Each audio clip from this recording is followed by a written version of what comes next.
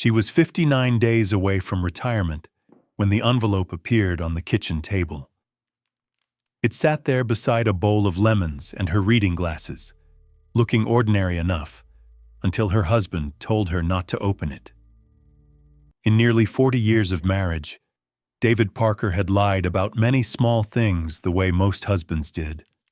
A forgotten errand, an old receipt, how much something really cost. But this was the first time Elaine heard fear in his voice. When she tore the envelope open anyway, she found a notice from the bank warning that their home was at risk. The house she had cleaned, decorated, and built her whole adult life around had been tied to a debt she had never known existed. And as her hands began to shake over the paper, only one question mattered. How long had the man she trusted most been living a second life right beside her? This is the story of Elaine Parker, who was 59 days away from retirement when she learned that the man she had trusted for nearly 4 decades had been quietly building a second life made not of another woman, but of debt. The envelope was waiting on the kitchen table when she came home from work, propped against a ceramic bowl of lemons she had bought that morning, because the yellow made the room feel brighter. It was thick, official, and addressed to both her and her husband in a firm black font that looked more severe than ordinary mail. David was standing at the sink with his back to her, rinsing out a coffee mug he had already rinsed once. Elaine set down her purse, tugged the clip from her hair, and reached for the envelope. "Don't open that right now," David said. It was not the words that stopped her. It was the tone. He did not sound annoyed. He sounded afraid. Elaine turned and looked at him. In 38 years of marriage, she had seen him tired, impatient, injured, grieving, and twice so angry he had to leave the room before he said something cruel. But fear sat strangely on him. It made him look older than 64, smaller somehow. She slid her finger under the flap anyway. Inside was a notice from Evergreen Home Lending, a missed payment, a past due amount, a paragraph in dense, cold language about default, acceleration, and remedies available to the lender. It took her a few seconds to understand that the house she had lived in for 31 years was being named as collateral. Then her eyes found the balance. $127,418.16. For a moment, Elaine thought there had to be a mistake, some clerical error, some paperwork crossed with another family's life. She and David had never lived extravagantly. They had never had the kind of marriage that included boats or second homes or reckless weekends in Las Vegas. Their life had been practical. A split-level house in a quiet Ohio suburb, a used Honda that David maintained so carefully it still looked dignified at 12 years old, school fundraisers, Sunday dinners, discount stores, brown bag lunches, coupons clipped from the local paper, even when they no longer strictly needed to. They had been careful people, or at least Elaine had believed they were. She looked up from the paper. "What is this?" David dried his hands slowly on a dish towel that did not need drying. "It's not exactly what it looks like." She let out one dry, astonished breath. "That's a sentence people say when it is exactly what it looks like." He did not answer. Elaine glanced back at the page, reading more quickly now, as if speed could make sense arrive. Home equity line, delinquent, failure to cure, intent to proceed. Her heart began to pound so hard she could feel it behind her eyes. "Why is our house on this?" she asked. "Why is there a balance like this? What is Evergreen Home Lending?" David pulled out a chair but did not sit. "Elaine, no." Her voice came out sharper than she intended, but not loud. She had never been a loud woman. Even in pain, she had a way of sounding composed, that people often mistook for calm. "How long has this been going on?" He stared at the edge of the table. "A while." "A while," she repeated. "What does that mean?" His silence answered before he did. The lemons in the bowl looked absurdly bright between them. Outside, somewhere down the block, a lawnmower droned to life. Her neighbor's wind chimes rattled in the warm May air. Nothing in the world appeared to understand that the shape of her life had just changed. Elaine lowered herself into a chair because she was no longer fully certain that her legs would hold her. On the counter beside her purse sat a folder from work labeled Retirement Transition Checklist. Her principal had handed it to her that afternoon with a hug and misty eyes, promising that Maple Glen Elementary would not know how to function without her. Elaine had smiled and said the school would be just fine. Now she looked at the folder and felt something inside her go strangely hollow. "How long?" she asked again. David sat down across from her, folded his hands, unfolded them, and finally said, "About 8 years." Elaine did not speak. There are numbers that a person cannot feel all at once. 8 years was one of them. 8 years of dinners and holidays. 8 years of grocery lists and furnace filters and dentist appointments. 8 years of her carrying a lunch to school in a flowered, insulated bag, while telling anyone who asked that she was counting down the months until retirement. 8 years of David kissing her goodnight in a house that, apparently, had not belonged securely to them for a very long time. "What have you done?" she asked. David's face tightened. "I was trying to keep things together." For the first time that evening, Elaine looked directly into her husband's eyes and realized she no longer knew what the sentence, "things together," meant. Elaine Parker had built most of her adult life around the idea that stability could be made. It was not something she had grown up with.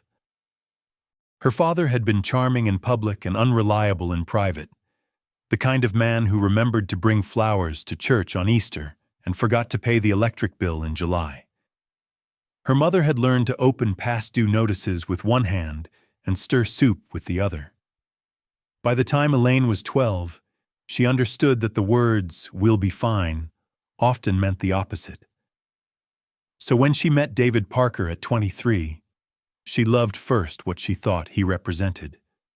He was steady, practical, broad-shouldered and soft-spoken, with grease under his fingernails from the heating and cooling company where he worked, and a habit of arriving 10 minutes early to everything. He paid cash when he could. He owned 2 good wrenches and 1 decent suit. He brought her coffee when they were dating and remembered how she liked it after the first time. He did not make grand promises. He fixed things. For a woman raised in the long shadow of her father's unpaid bills, that kind of steadiness felt close to romance. They married when Elaine was 25 and David was 27. Their early years had not been easy, but they had been simple. A tiny apartment with thin walls, hand-me-down dishes, a mattress on the floor for 6 weeks because buying the bed frame had to wait. David took extra service calls on weekends. Elaine worked as a secretary at the district office until their daughter, Megan, was born, then later returned part-time and eventually full-time when their son, Luke, started middle school. They were not glamorous people. They were ordinary in ways Elaine had once found deeply comforting. Their life was made of packed lunches, clogged gutters, science fair boards, church bazaars, Christmas lights, and used furniture polished so lovingly it looked intentional. Over the years, they had developed the kind of division that many long marriages did. Elaine kept track of birthdays, prescriptions, school forms, and groceries. David handled the taxes, insurance, major repairs, and most of what she called the financial paperwork, a phrase she had used so often that it had hardened into something almost respectable. At the time, it had felt sensible. David liked numbers more than she did.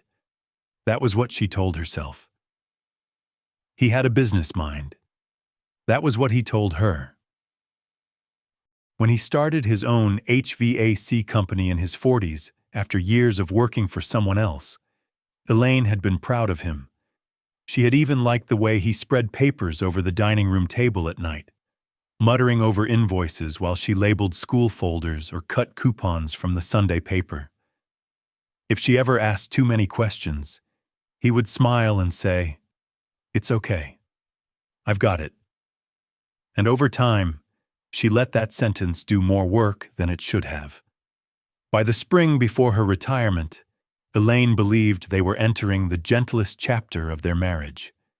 She had worked for Maple Glen Elementary for 34 years, first as an assistant, then as the woman who seemed to know where every permission slip, allergy form, test schedule, and substitute roster was hiding. She had become one of those school employees children remembered years later, not because she taught them, but because she had steadied the edges of their days. She kept spare granola bars in her bottom drawer. She knew which little boy needed silence after lunchtime, and which teacher cried in the copy room only when absolutely necessary. She was good at her job in the quiet, indispensable way women like Elaine often were. At 62, with retirement approved for the end of June, she had begun allowing herself small private pleasures. She lingered over patio furniture she could not quite justify buying yet. She saved photographs of modest lake rentals in Michigan. She circled recipes in magazines. She imagined mornings with no alarm clock, afternoons spent reading on the porch, weekends visiting Megan in Illinois, and Luke across town without calculating how many personal days she had left. She and David had talked, in broad strokes, about what retirement would look like. Not luxury, just room to breathe. Maybe one trip in the fall after school started everywhere and hotel prices dropped. Maybe replacing the old carpeting upstairs. Maybe finally painting the guest room. Maybe learning how to live in the same house all day, without the structure of work to separate them. When friends asked if she was excited, Elaine always smiled and said yes, and she meant it. That was what made the envelope feel, later, like more than a financial betrayal. It was not merely that David had hidden debt. It was that he had allowed her to keep building hope on top of a floor he knew was rotting underneath her feet. After he admitted that the debt had been building for 8 years, the kitchen seemed to contract around them. Elaine asked questions in the order her mind could tolerate them, which was not the same order the answers belonged in. "What is this loan?" "A home equity line." "When did you take it out?" "The first one was 7 years ago. We refinanced later." "The first one," she repeated. "How many have there been?" David rubbed both hands over his face. "It changed forms a few times." That was when Elaine understood the number on the notice was not the whole truth. It was only the part currently pressing against the front door. "How much debt is there total?" she asked. He said nothing. "David," he swallowed. "About 186. She stared at him. He kept going, perhaps because there was no useful place to stop. Business credit cards. A loan on one of the service vans. Back taxes from 2 bad years. Some vendor balances. The home equity line. Minimum payments rolled into new balances. A temporary arrangement that had lived long enough to become a system. Every sentence felt like another drawer opening in a house she thought she knew. "Do Megan and Luke know?" she asked. "No." "Did you ever intend to tell me?" He flinched, and the answer was so visible on his face that the eventual words barely mattered. "I was going to," he said. "I just needed more time." Elaine looked at him for a long moment. Before or after I retired? David did not answer. She stood, crossed to the sink, then turned and came back because she had nowhere to go that was not already inside this conversation. Is the house in danger? She asked. His voice dropped. If we can catch up on the payments? No. That is not what I asked. He closed his eyes. Yes. If we don't, then yes. Something in Elaine went very still. She had expected anger. In the abstract, that was what betrayal usually looked like to her. Heat, accusation, raised voices, tears. Instead, she felt a terrible, sharp quietness. A woman could survive anger. Anger had edges. This felt like falling through something unseen. What did you use it for? She asked. To keep the business afloat at first. At first. David nodded once. There was that year Matthews Mechanical defaulted on the contract. Then fuel costs went up. I had payroll to meet. I thought it would pass. And after that? My mother's care. Some taxes, the truck transmission, a few slow seasons. Things stacked up. Elaine almost laughed at the phrase stacked up, because it made disaster sound like unopened mail or clean towels waiting to be folded. She thought of his mother's memory care facility, the extra costs his sisters had complained about but rarely contributed toward. She thought of the year David's biggest commercial client had gone under. She remembered his tight jaw that winter, his insistence that he just needed a little time. She remembered asking once, lightly, whether they should meet with a financial advisor before she retired. He had waved her off with a smile and said, "Don't borrow trouble." All at once, the memory became unbearable. "How many times have you lied to me?" she asked. David's eyes filled in a way that might have moved her an hour earlier. "Elaine, I wasn't trying to hurt you." "No," she said softly. "You were just willing to." That night, Elaine did not sleep. She lay on top of the bed in the guest room with the ceiling fan humming overhead and the folder of statements spread around her like evidence in a case she had never wanted to prosecute. Around midnight, she got up, carried the papers into the living room, and sat on the carpet beneath the lamp while the house made its ordinary nighttime noises. She found a locked file box in the hall closet, and because there was no point in preserving manners now, she used a butter knife to pry it open. Inside were years of silence, loan documents, balance transfer offers, tax notices, past due reminders marked urgent, printed emails from vendors. A spreadsheet in David's neat, blocky handwriting with columns labeled due now, can delay, must call. In one folder, she found brochures about retirement planning with notes in the margins that made her throat tighten. Need to fix line before June. Don't ruin this for her. Maybe by fall. Under that, in another hand she recognized as his, were the words, "Just keep going." Elaine sat very still with the paper in her lap. She did not know which hurt more, that he had been trying, in his damaged and arrogant way, to shield her from the truth, or that even in private he had framed her retirement as something he could preserve through secrecy, instead of a decision she had the right to make with full knowledge. Sometime after 2 a.m, David came to the doorway. "You should try to get some sleep," he said. Elaine did not look up. "Did you ever once think I deserved to know?" He was quiet for a long time. "I thought I could solve it before it got to this." She turned then. "You understand that this," she said, touching the papers, "is not the debt. This is the this.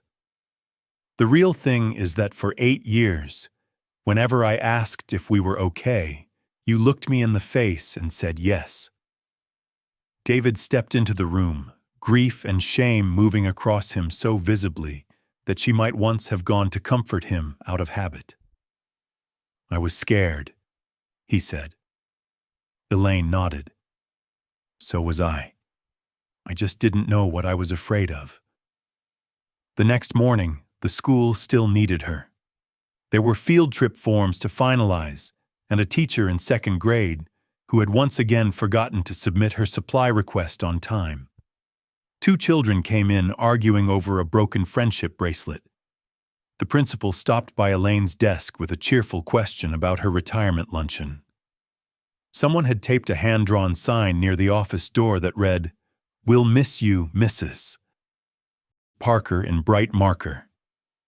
Elaine smiled when expected, answered emails, printed labels, found a missing backpack. She even laughed once, reflexively, at a joke she did not hear. That was one of the crueler aspects of adulthood, she thought. The world rarely paused for the moment a person's private life cracked open. At lunch, she carried her salad to the faculty room and sat across from Ruth Hensley, a retired reading specialist who still subbed twice a week because she was not good at staying home. Ruth had been Elaine's friend for more than 20 years and possessed the particular honesty that sometimes made gentler women uncomfortable. Elaine had not intended to tell anyone yet, but when Ruth asked, "You look pale. What happened?" the answer rose in her before caution could stop it. By the time she finished, Ruth's sandwich sat untouched on her napkin. When Elaine fell silent, Ruth did not rush to fill it. Finally, she said, "Do the kids know?" "Not yet." "What are you going to do?" Elaine looked down at her salad, the cucumbers neatly arranged because some habits survived anything. "I don't know." Ruth's voice softened. "Then let me say the part you're still too stunned to say. This is not just money." Elaine's eyes burned. "I know." "No," Ruth said gently. "I mean it. People hear debt and they think budgeting, payments, bad decisions. But secrecy like that in a marriage? Year after year? That's not just financial. That is intimacy, Elaine. That is trust. It's a kind of infidelity, even if nobody took their clothes off." Elaine did not answer because if she did, she might cry in the faculty room, and she was not ready to do that in front of the vending machine. Ruth reached across the table and squeezed her hand. "You don't have to decide everything this week." Elaine gave a brittle little smile. "The bank seems to disagree." For the next several days, Elaine lived in 2 times at once. In public, she moved through the end of the school year exactly as expected. She sorted records, boxed old lesson materials for the new office assistant, and accepted hugs from parents who spoke of her retirement as if it were a reward long and nobly earned. At home, she entered a different reality. David began talking in plans almost immediately, and the plans revealed more than he realized. He spoke about catching up the loan, consolidating vendor debt, restructuring the business, delaying her retirement, maybe taking her pension in a lump sum instead of monthly payments. At first, he offered these ideas cautiously, as if afraid she might bolt. Then, as the days passed and panic settled into him, the caution faded. He began speaking like a man describing repairs to a damaged roof. "If you worked another 2 years," he said one night over untouched chicken and rice, "we'd have more breathing room." Elaine set down her fork. "You mean if I worked another 2 years, your lies would cost me less?" He winced. "I'm trying to talk about solutions." "No," she said. "You're trying to talk around what you did." Another evening, he came to her with a yellow legal pad covered in numbers. "If we take the lump sum, pay off the line, and then tighten spending?" Elaine looked at the page, then at him. "You already spent 8 years deciding what to do with my future without me. Please stop bringing me plans that begin with my sacrifice." That landed harder than anger would have. David folded the legal pad and set it aside. By the end of the week, Elaine told the children. Megan took the news badly in a way that was not immediately kind. She lived outside Chicago with her husband Ben and their 7-year-old son. She had inherited David's instinct for composure and Elaine's instinct for anxiety, which often made her sound practical when she was frightened. "Oh my God," she said on the phone. "How could this happen?" Elaine stood in the laundry room because it was the only place in the house that still felt private. "Your father hid it." "I know, but Mom, didn't you ever look at the accounts?" The silence after that was brief but brutal. Megan realized what she had said almost at once. "I'm sorry. I didn't mean—" "Yes, you did," Elaine said, not cruelly. "You meant how could I not know?" Megan's voice broke. "I just can't picture Dad doing this." Elaine closed her eyes. "Neither can I. But apparently he did." Luke responded with a different kind of pain. He came over that same night, tall and broad like his father, but with none of David's talent for quiet. At 34, he was a paramedic with tired eyes and a bluntness life had sharpened rather than softened. He listened without interrupting, standing at the kitchen counter with his hands braced against the edge. When Elaine finished, Luke turned to David. "You put the house up?" he asked. David nodded once. "And you never told Mom?" "No." Luke laughed once without humor. "Unbelievable." "Luke," Elaine said. But Luke was already moving, years of smaller frustrations apparently finding a door. "You always did this," he said to his father. "Not this exactly, but the same thing. You handled everything. You decided what everybody else could know. You made a mess, and Mom had to absorb the fallout." David's face hardened. "That's not fair." "The hell it isn't." Elaine stepped between them, shocked by how quickly the old family positions had returned. David defensive. Luke furious, her own body automatically moving toward mediation. "Stop," she said. "Both of you." Luke drew back, breathing hard. Then he turned to Elaine, and the anger on his face gave way to something worse. "You can stay with me if you need to," he said quietly. "I mean it." Elaine nearly said no on instinct. She had spent so many years being the one who held the center that accepting shelter from her own son felt impossible to imagine. But she did not say no. She simply nodded and said, "Thank you." The following Monday, Elaine met with a financial counselor named Nina Ortiz in a low beige office above a credit union branch. David came with her because the debts were his. The marriage was theirs, and there were still facts she did not know how to ask for without a witness. Nina was in her 40s, crisp and calm, with the patient eyes of a woman who had watched many couples arrive at her door, already speaking different languages. She spread the documents across a conference table and began sorting them into categories: secured debt, business debt, tax debt, consumer debt. She asked direct questions without drama. Which accounts were current? Which had been refinanced? Which were tied to personal guarantees? How much equity remained in the home? What retirement assets were protected? What income the business was actually producing now, not in better years or hopeful seasons, but now? David answered as best he could. Elaine sat with her hands folded so tightly in her lap, her knuckles hurt. The numbers were ugly, but not impossible. That was the first thing Nina said. Yet the word possible changed shape as she explained the options. Selling the house could cover a significant portion of the debt, especially if done before the lender forced the issue. Bankruptcy was an option, but would not preserve everything.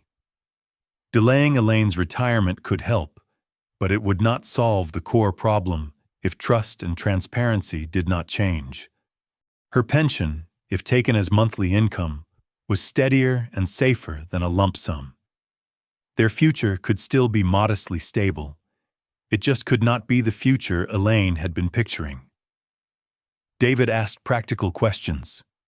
Refinancing terms, vendor negotiations, business restructuring. Elaine finally spoke when Nina said, "Before we talk about strategy, I need to ask something very basic. Mrs. Parker, have you seen all of these accounts before today?" Elaine looked at the papers spread before her. It was possible she had physically passed some of them in the house. That was different from seeing. "No," she said. Nina nodded slowly, as though confirming something she already understood. "Then the first step here isn't financial. The first step is one shared set of facts." It was not a dramatic sentence. Nina said it in an even tone, the way a doctor might explain that a wound had to be cleaned before it could be stitched.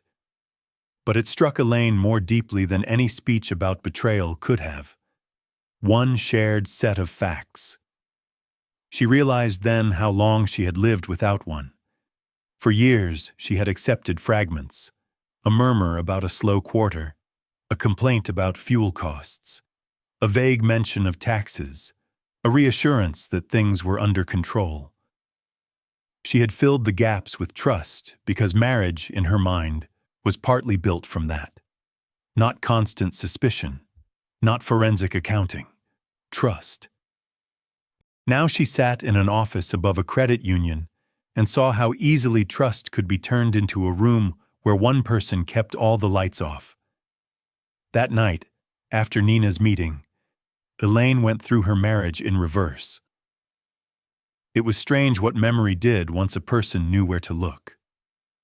She remembered the fishing boat David had sold 5 summers earlier, telling everyone he didn't use it enough to justify the upkeep.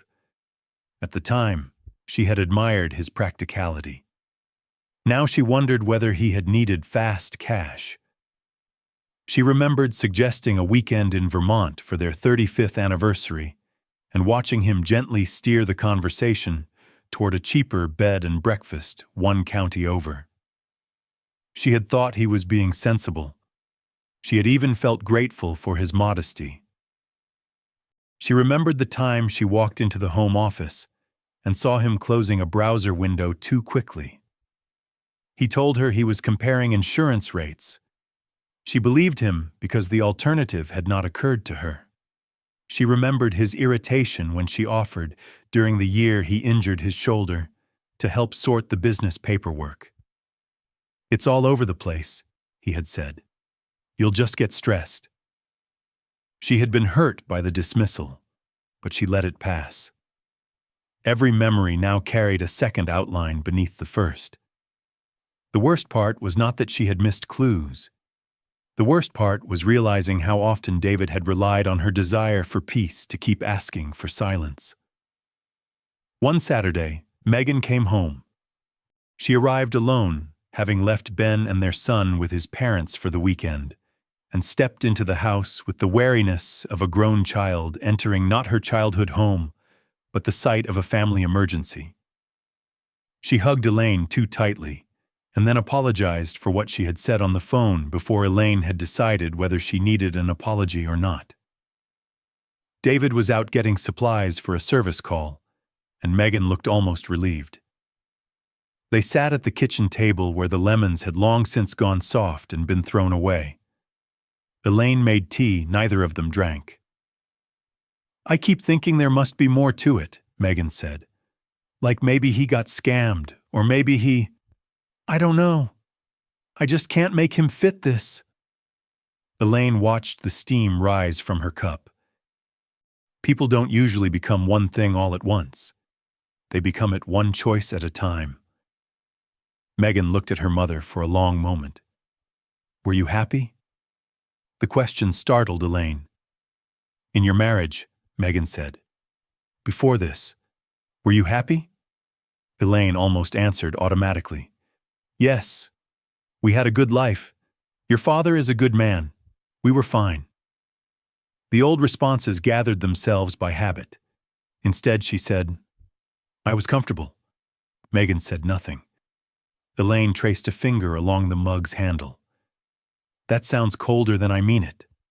There was love, there was kindness. Your father and I made a life. But I think...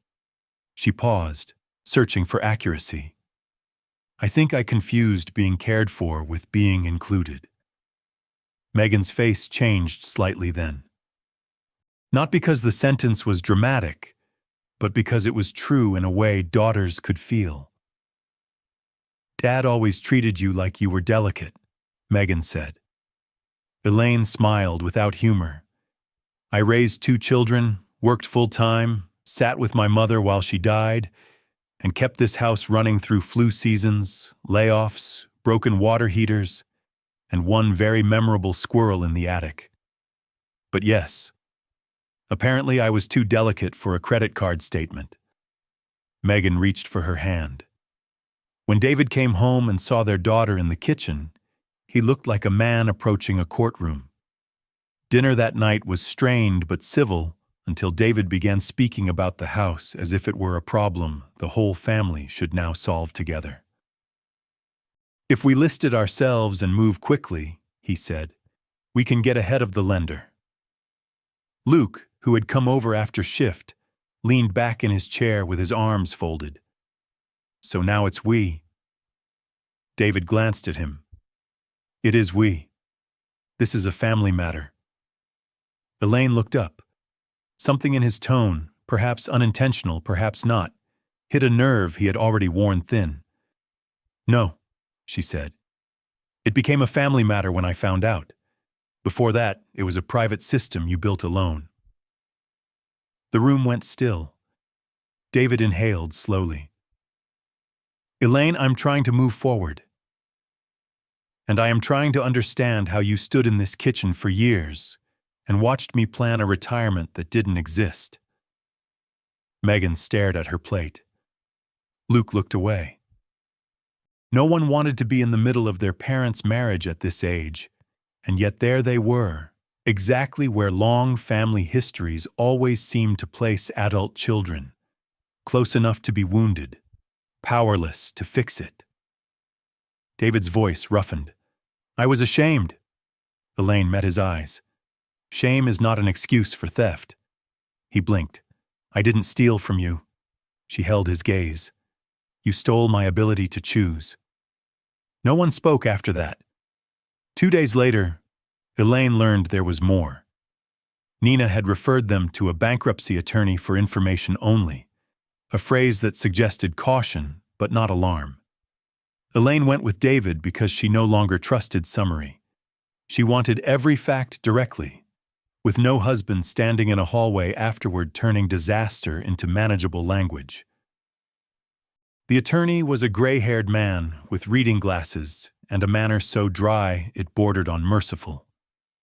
He moved through the paperwork methodically, confirming dates, obligations, and signatures.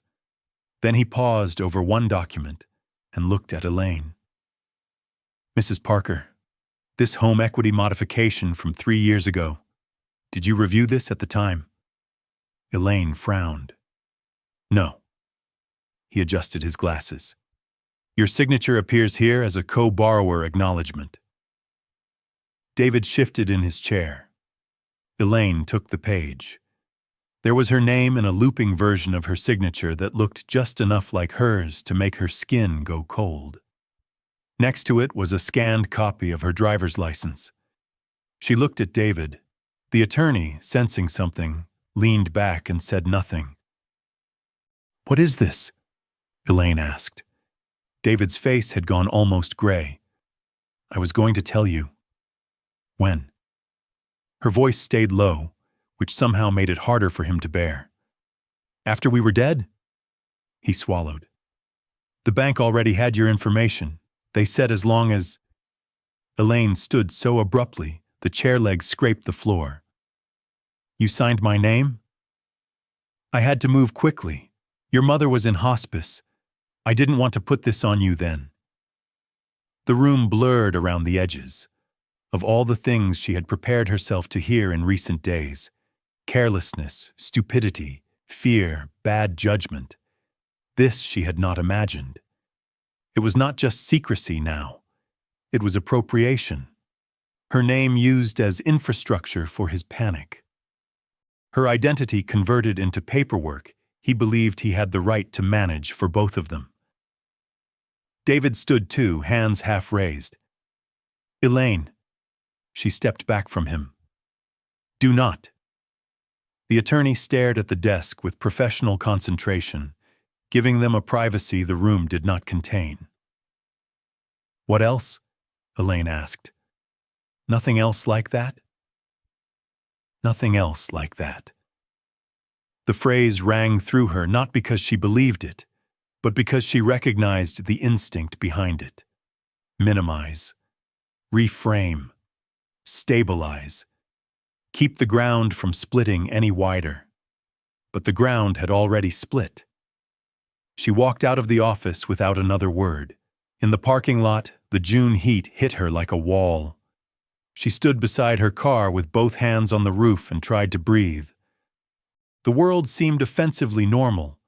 Sunlight on windshields, a man carrying dry cleaning, someone laughing across the street.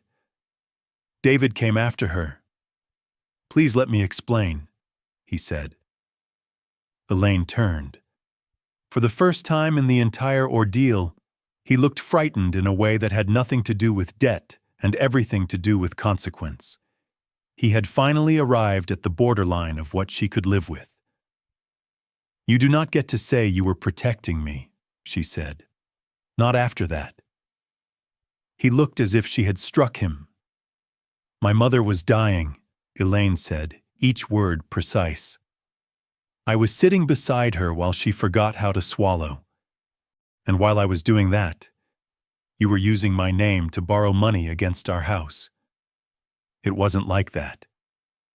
She laughed then, a sound so empty it startled both of them. That is exactly what it was like. When she got home, she packed a suitcase. Not much.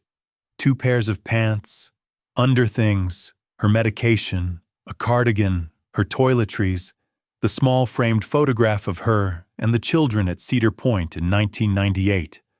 All 4 of them sunburned and laughing while David took the picture. She left the photo behind at the last minute. Luke helped her carry the suitcase to his truck. He did not say, "I told you so." He did not say, "Finally."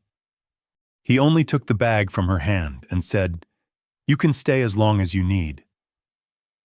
Elaine stood on the front steps of the house she had cleaned, decorated, hosted, and protected for more than 30 years, and felt a grief so wide it did not fit any single category.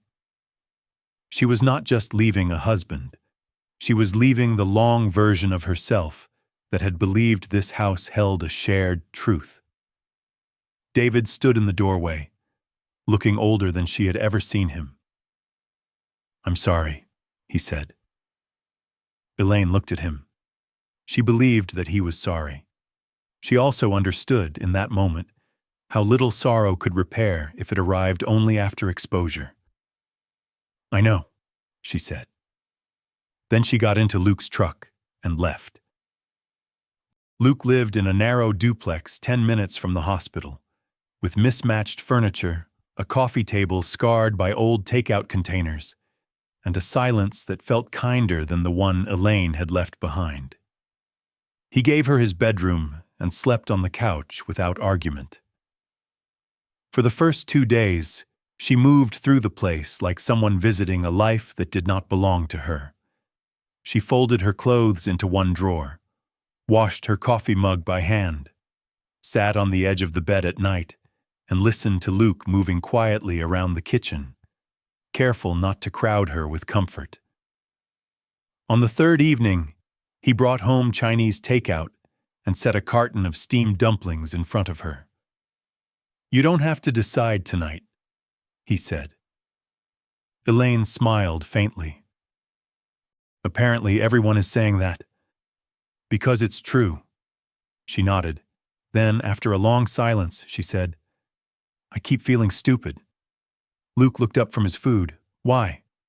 Because I missed it. He rested his chopsticks on the carton. Mom, he hid it. I still missed it. Luke was quiet a moment. Can I say something without making you mad? Elaine gave him a tired look. You usually do. A corner of his mouth moved. Then he grew serious again. You didn't miss it because you're stupid. You missed it because trusting Dad was part of how this family worked. That wasn't your mistake alone. Elaine sat with that.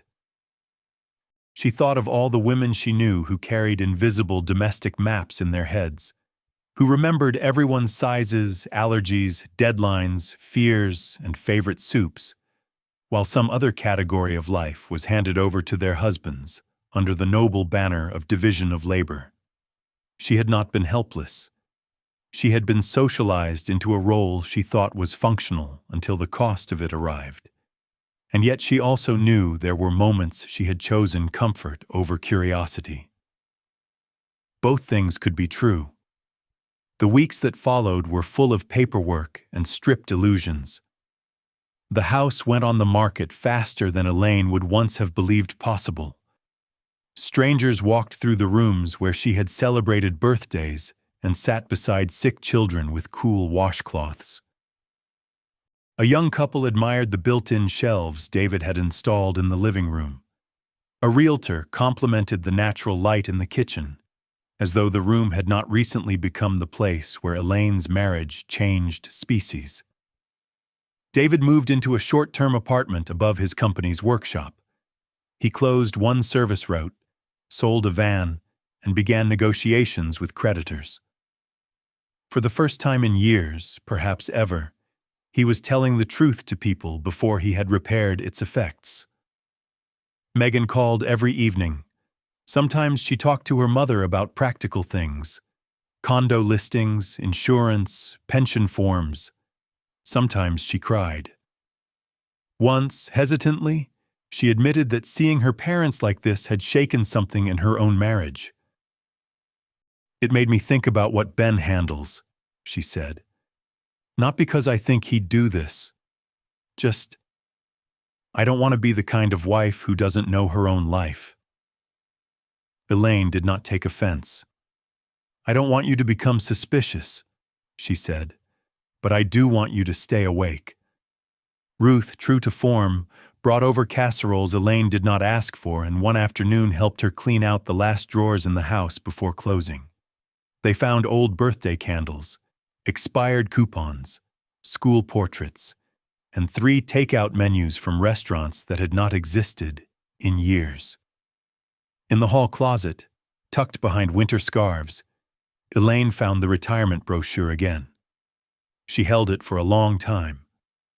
At the top, in blue cheerful print, were the words, "Your next chapter." Ruth watched her quietly. Do you hate him? She asked. Elaine considered it. No, she said at last. I hate what he assumed he could do to me.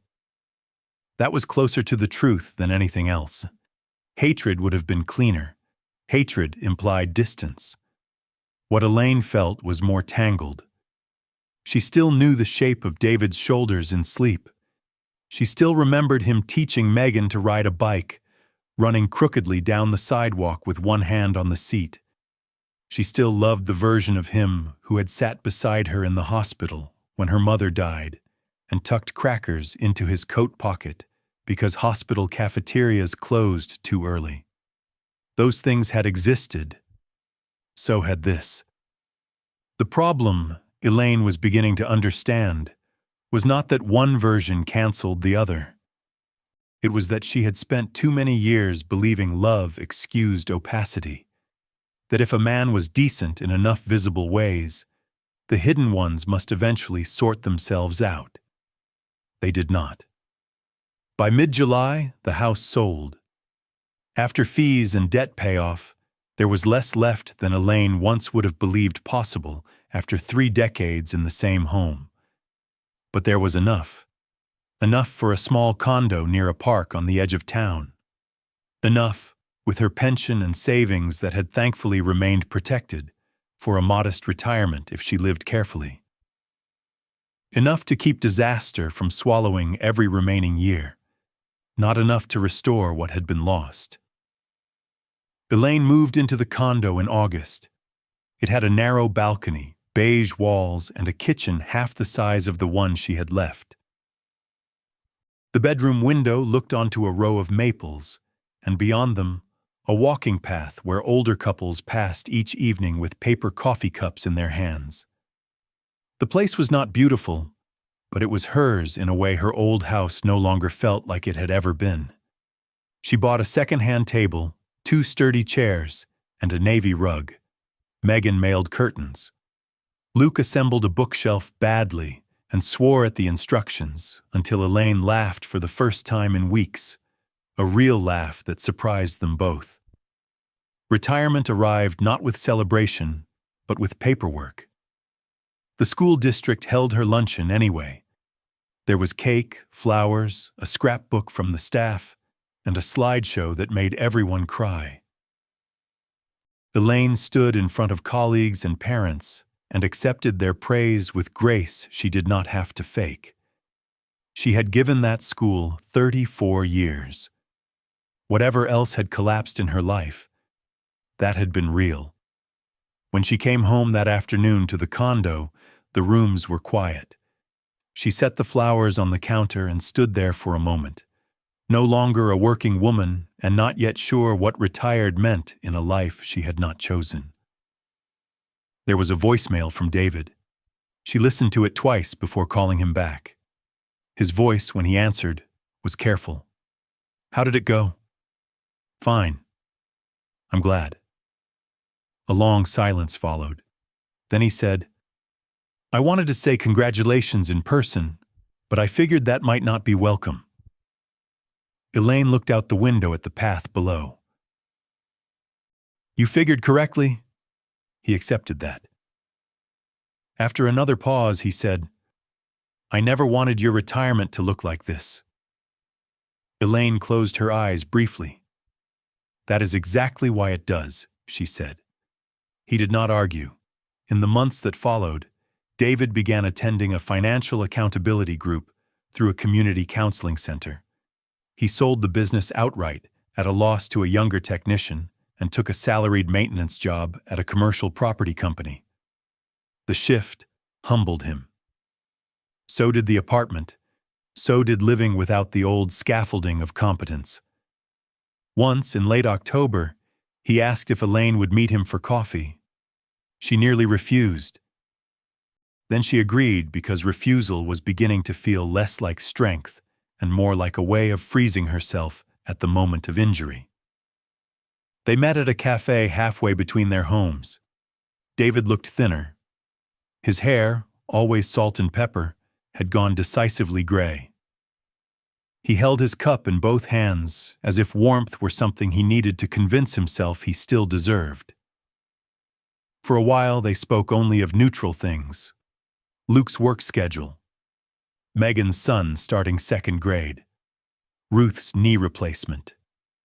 The kind of conversation two people could mistake for normal if they had not built an entire marriage on such substitutions. Finally, David said, "I know sorry isn't enough." Elaine stirred cream into her coffee, though she no longer took cream. "No, it isn't." He nodded. "I've been trying to understand why I did it," he said. "Not the first bad decision. I understand that. I panicked. Business was slipping. Mom needed care. I thought I could carry it. What I've been trying to understand is why I kept choosing the lie after it stopped being a plan and became a life." Elaine looked at him. This was, she realized, the first time he had spoken without presenting a solution. "And?" she asked. He rubbed his thumb along the paper cup seam. "My father lost everything when I was 14. The farm, the equipment, our house. He kept saying he'd fix it, and then one day men came and took what was left. My mother never forgave him for the humiliation of people knowing. He swallowed. I think I decided very young that being a man meant people could not see you fail in real time. Elaine listened. It was not news exactly. She knew the story of David's father in broad outline, as wives often know the tragedies that shaped men long before they met them. But she had never heard David connect that history to the choices he made. I'm not telling you this to excuse anything, he said quickly. I know what I did. Elaine watched the late afternoon light move across the cafe window. No, she said quietly. You're telling me because maybe for the first time, you know too. David's eyes filled. She felt no triumph in that. The truth, when it finally comes, is often less satisfying than people imagine. It does not erase injury.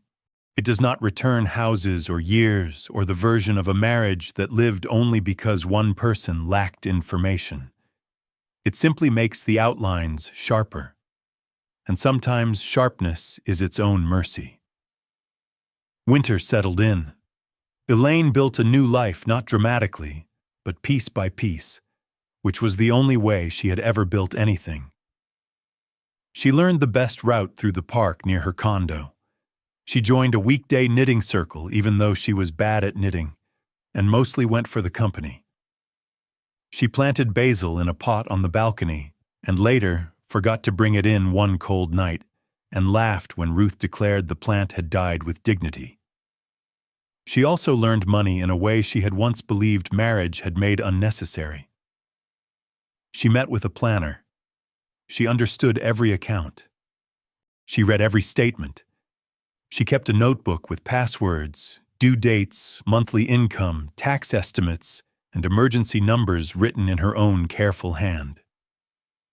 There was grief in that education, but there was also power. Megan visited more often. Luke began stopping by on Sundays with groceries or stories from work, or simply the need to sit somewhere that felt less lonely than his duplex. The family reformed around new truths. Not healed entirely, reformed. David remained in the perimeter of that life.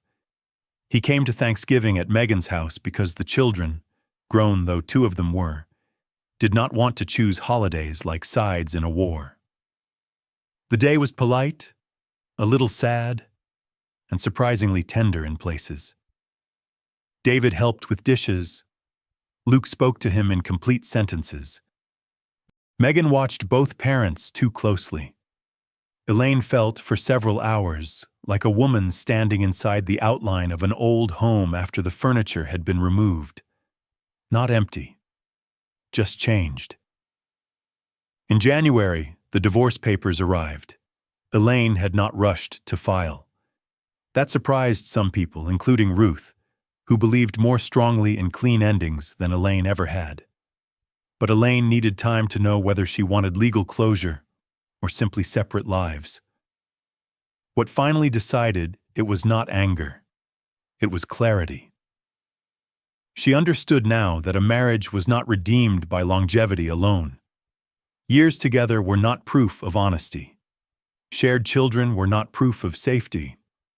Good memories were not a counterweight that could simply be placed on the opposite side of a scale and balance out deception.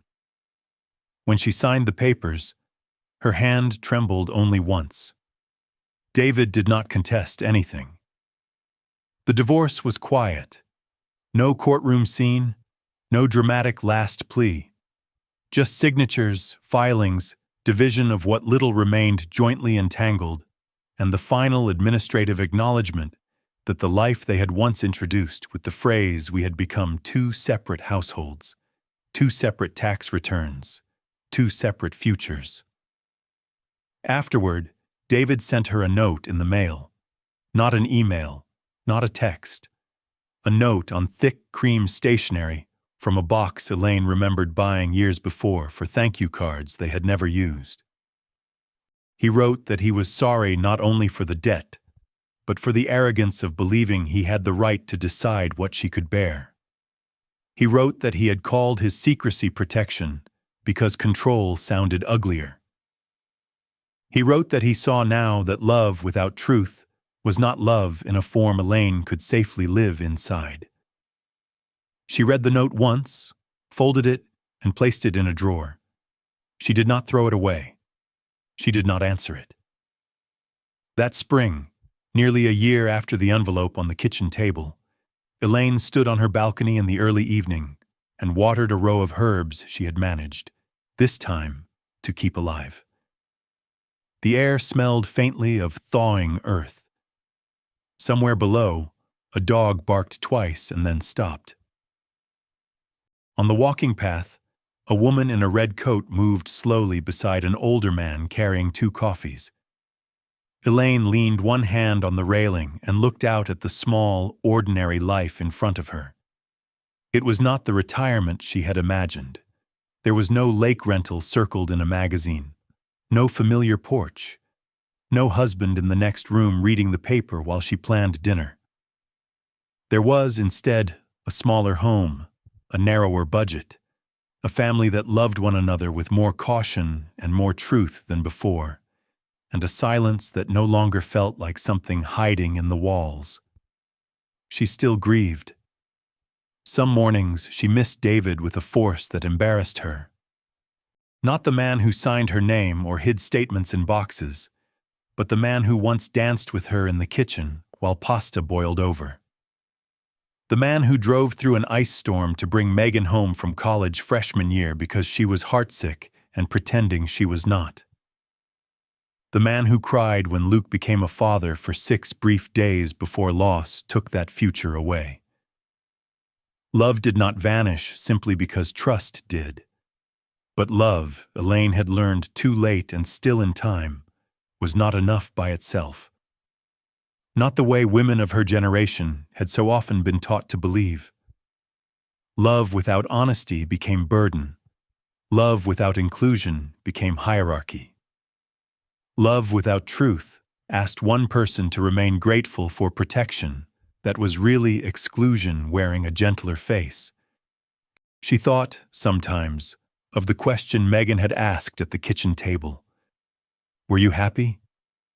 The answer now was more complicated and more honest than the one Elaine might once have given. There had been happiness in her marriage. There had also been habit, avoidance, tenderness, pride, silence, and 1,000 practical loyalties that could look like intimacy from the outside. It had been a real life. It had not been a fully shared one. And that was the loss she could finally name. A phone vibrated on the small table beside the balcony door.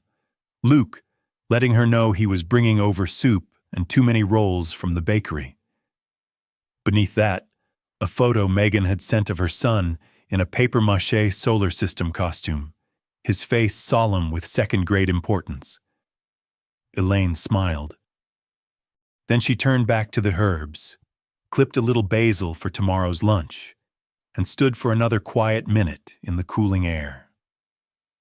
Some families break all at once with slammed doors and shouted accusations. Others break slowly, under the weight of things no one is supposed to mention.